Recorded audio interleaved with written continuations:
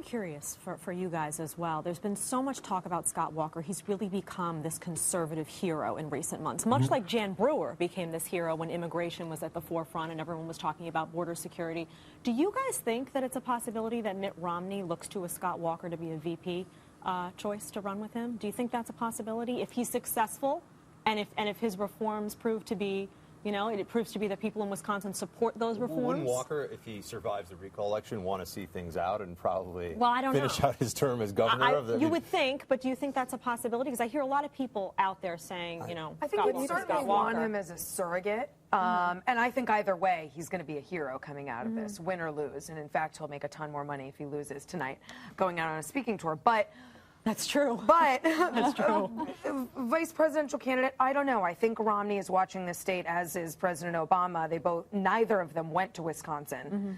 Very aware of just how volatile the situation is. And a state that's split down the middle on this issue and on this governor, I don't think he wants to alienate half of a state, essentially, by going toward controversy. And that's not Romney's style.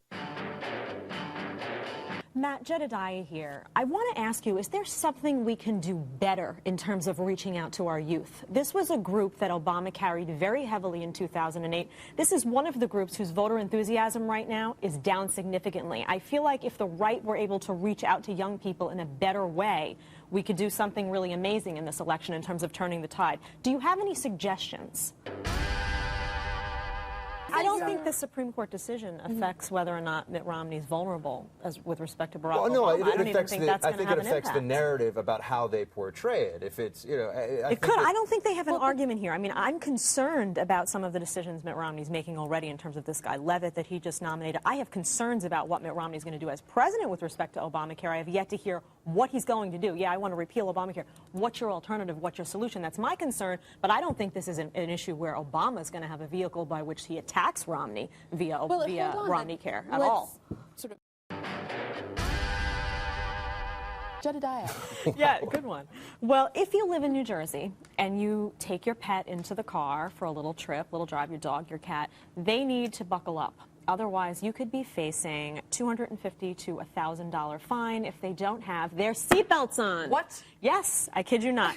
Now, compare that to a $46 fine that you get if you have a human without a seatbelt. It's apparently much more if you have a pet without a seatbelt at this point. 17% of dog owners are in cars sitting in the laps of people who are driving, and they see this as a huge safety hazard. Now, I have a dog, as you know. We have a lovely photo of her, how she travels. No. That's my Emma. She's in a little cargo bag, as you can see. And yes, she is wearing a hoodie. It was cold. But she sits on my lap in the little bag. You can't really see the bag there. And I seatbelt myself and her together. Apparently, that's not allowed. They have to be in a little carrier of their own, you know, buckled in. They have car seats for pets, so you can always get one, which I probably will. Let's just fess up now.